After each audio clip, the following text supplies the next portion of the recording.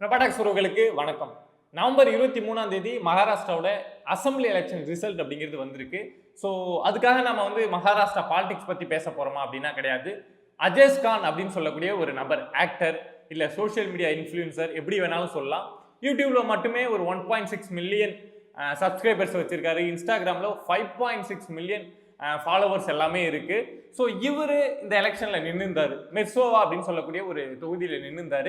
இவர் நிற்கிறதுக்கு முன்னாடியே, அந்த எலெக்ஷனுக்கு முன்னாடி, ஒரு இன்ஃப்ளூயன்சராக, ஒரு ஆக்டராக அந்த இதெல்லாம் இருக்கும்ல, அந்த பரபரப்பு, ஒரு ட்ராக்ஷன் கிரியேட் பண்ணுவாங்கல்ல, அதை மாதிரி இவர் செஞ்ச விஷயங்கள்லாம் பார்த்துட்டு இவர் இந்த எலெக்ஷனில் என்ன பண்ண போறாரு, இவருக்கு எதை மாதிரி ரிசல்ட் கிடைக்க போகுது அப்படின்னு எல்லாருக்குமே ஒரு பெரிய எதிர்பார்ப்பு இருந்தது.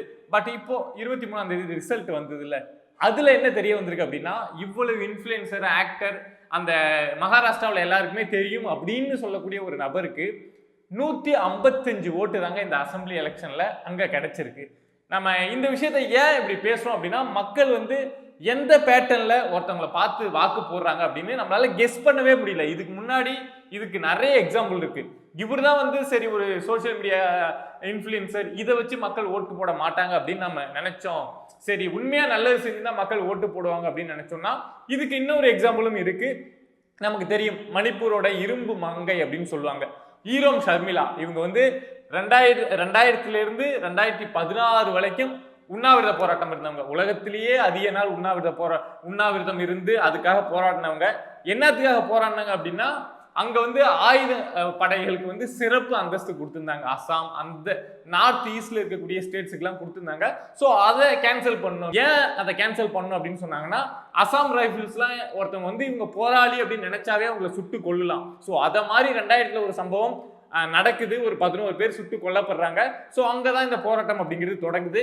எல்லாருக்கும் ஒரு கேள்வி இருக்கலாம், எப்படி ஒருத்தவங்களால 16 வருஷம் சாப்பிடாம இருக்க முடியும் அப்படின்னு.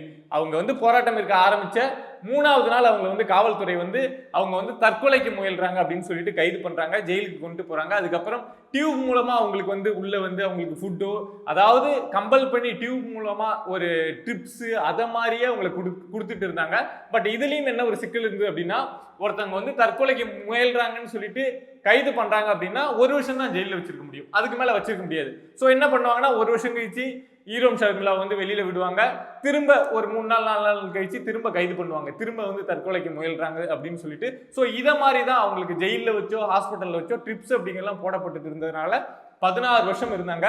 16 வருஷம் கழிச்சு 2016ல் மணிப்பூர் எலெக்ஷன்ல நின்னாங்க. அங்க இருக்கக்கூடிய சிஎம் கேண்டிடேட்டே எதிர்த்து நின்னாங்க, நான் மக்களுக்காக நிக்கிறேன் அப்படின்னு சொல்லிட்டு. பட் அவங்க வாங்கின ஓட்டு எவ்வளவு தெரியுமா? வெறும் 90 ஓட்டு.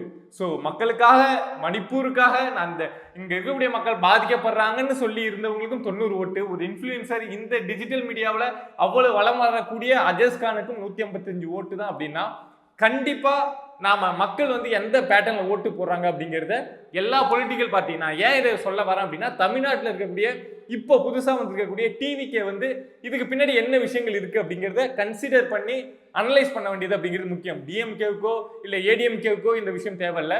பட் புதுசா வந்திருக்க டிவிக்கே ஏன் நல்லது செஞ்சாலும் இதான் ஓட்டு, இன்ஃப்ளூயன்சரா இருந்தாலும் இதான் ஓட்டு அப்படிங்கிறப்போ, புதுசா வந்திருக்க டிவிக்கே இதை அனலைஸ் பண்ணணும் அப்படின்னு மனசுக்கு தோணுச்சு. அதை உங்கள்கிட்ட ஷேர் பண்ணணும் அப்படின்னு நினைச்சேன்.